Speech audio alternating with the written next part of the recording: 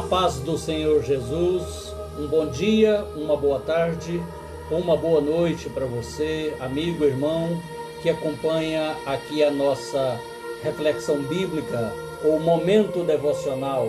Hoje trazendo o tema, quando o rio de Deus corre. Ezequiel capítulo 47. Hoje será uma reflexão breve, mas para o sábado eu estarei ministrando um estudo bíblico mais prolongado acerca da nossa ressurreição e do corpo de glória. Um tema que já apresentei aqui, mas que estou trazendo outra vez. Então vamos lá, a leitura bíblica dessa tarde. Livro do profeta Ezequiel, bem-vindo a você que está acompanhando pelo Instagram e também a você que acompanha pelo Facebook. Daqui a pouco também estará no YouTube, para ficar mais fácil de você ver e compartilhar com seus contatos.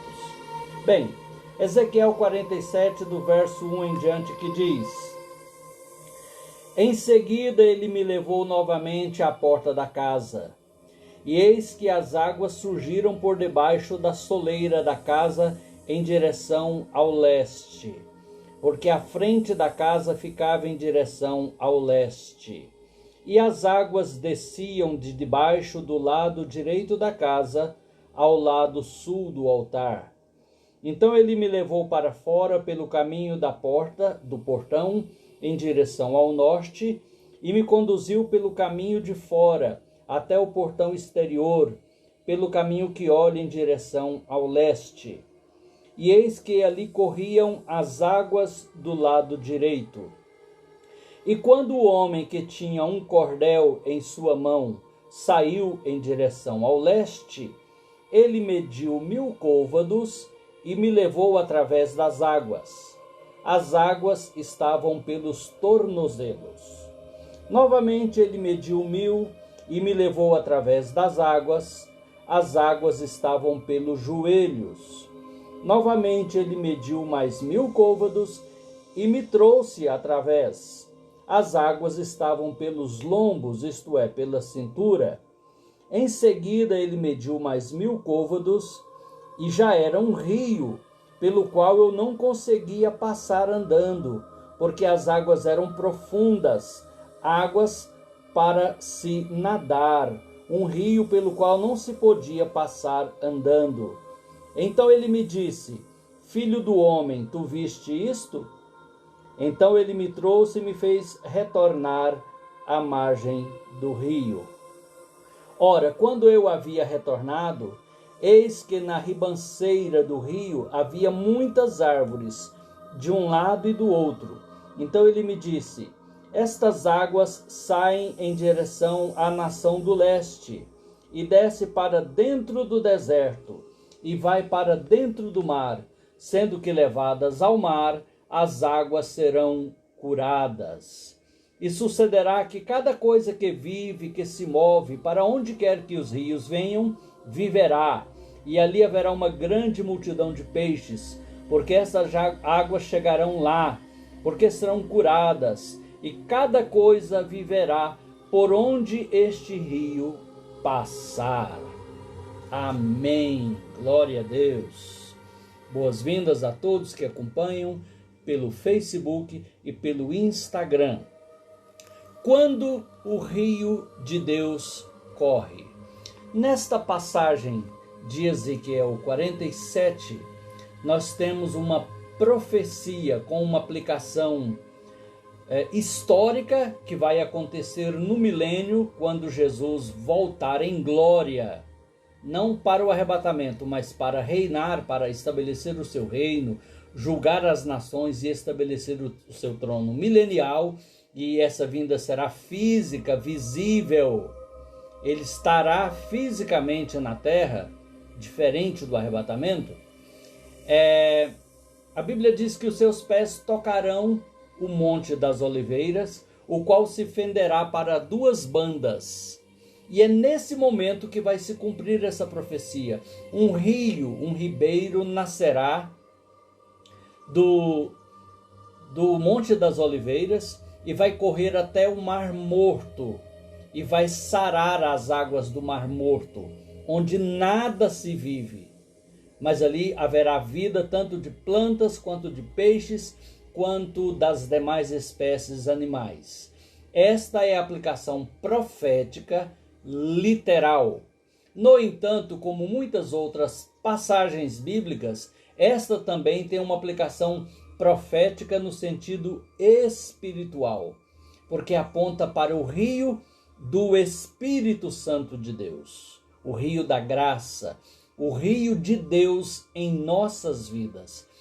Tal qual será o papel destas águas para aquela nação, a nação de Israel, para com aquele mar, o mar morto que então reviverá, tal também é a ação do Espírito de Deus em nossas vidas. Jesus falou disso quando falou: quem crer em mim, como diz a Escritura, interrompendo a minha transmissão. Jesus disse: quem crer em mim, como como diz a Escritura, rios d'água viva fluirão do seu ventre. Porque a água que eu lhe der se fará nele uma fonte que jorre para a vida eterna. Jesus falava que não apenas nós iríamos beber da água da vida, que é Ele próprio, mas nós também nos tornaríamos fontes, jorrando essa mesma água da vida que é Jesus, não nós, é Jesus em nós, para dessedentar aos sedentos, para curar aos doentes da alma. Então veja bem, esse rio representa a presença do Espírito Santo em nossa vida. Agora observe um detalhe importante que não pode escapar à sua atenção. É que na experiência, na visão do profeta Ezequiel, que recebeu esta revelação, o adentrar a estas águas era progressivo. Primeiro ele viu as águas saindo. Depois ele foi convocado por aquele que tinha uma fita de medir, hoje seria uma trena, para medir, e ele mediu 1000 côvados entrando pelo caminho daquelas águas, e aquele rio cresceu. Já eram águas que davam nos calcanhares, nos tornozelos do profeta.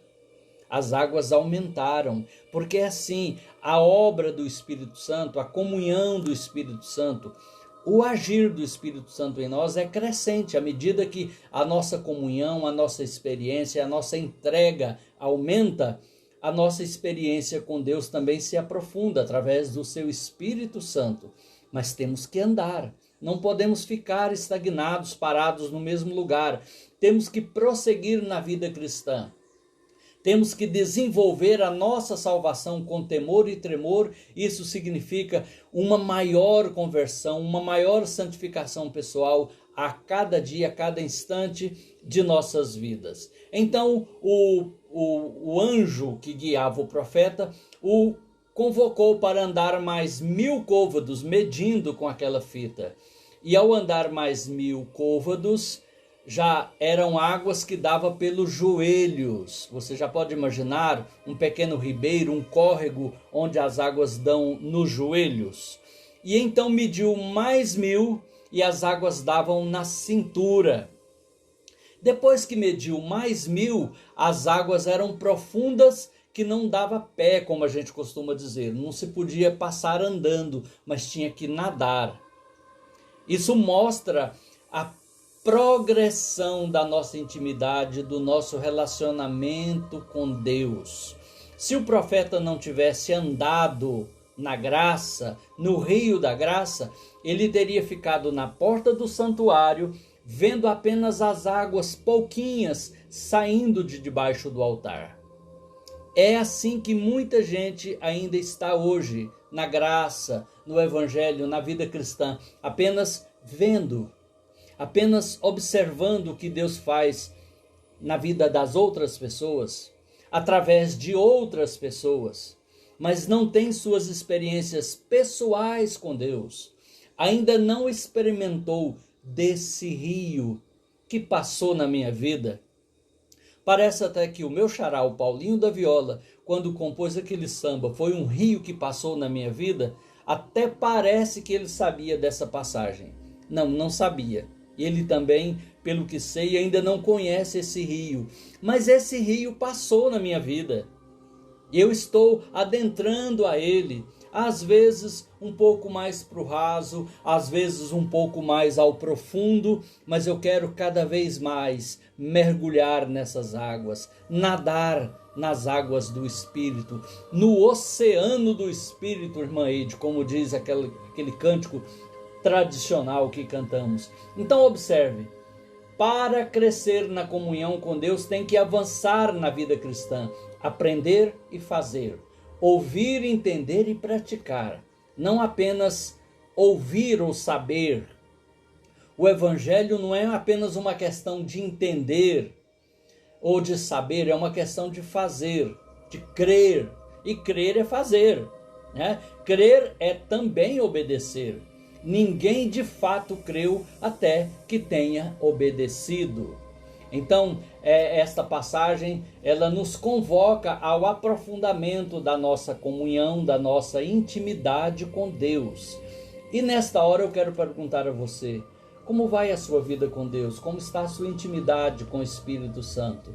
Lembrando que o Espírito Santo não é uma força cósmica, uma energia divina, impessoal, como uma onda eletromagnética. Não, ele é uma pessoa. A Bíblia nos o apresenta como um ser pessoal, a terceira pessoa de Deus, a quem se pode tentar mentir, a quem se pode ofender, a quem se pode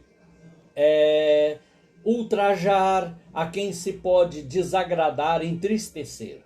Então o Espírito Santo é uma pessoa, e o seu tipo, o seu símbolo físico na Bíblia, além de chuva, fogo, orvalho, é uma pomba, um animal bastante arredio, para não falar arisco, que fala do quão o Espírito Santo ele é sensível, né? Você não pode simplesmente ofender o Espírito Santo e pensar que vai ficar tudo bem na vida cristã, na vida espiritual, na sua alma, no seu espírito. Não vai, porque ele é o elo que nos liga ao Pai e ao Filho, é o Espírito Santo que nos liga. Ele é o Paráclito, o Consolador que Jesus enviou da parte do Pai, enviou para nós. Jesus disse, eu rogarei ao Pai e ele enviará o Espírito Santo, o Consolador, em meu nome. Ele está aqui em nome do Filho. O seu ministério exercido entre nós é da parte do Pai e em nome do Filho. Então, se você não tiver, e eu não tivermos mais essa comunhão, essa intimidade com o Espírito Santo, é como um smartphone sem internet. Ele não vai se conectar, ele não vai acessar os recursos que estão na rede, para usar uma comparação bem contemporânea. Então veja bem, nós precisamos imprescindivelmente do Espírito Santo em nossas vidas, mas essa experiência precisa ser crescente, tem que andar em obediência.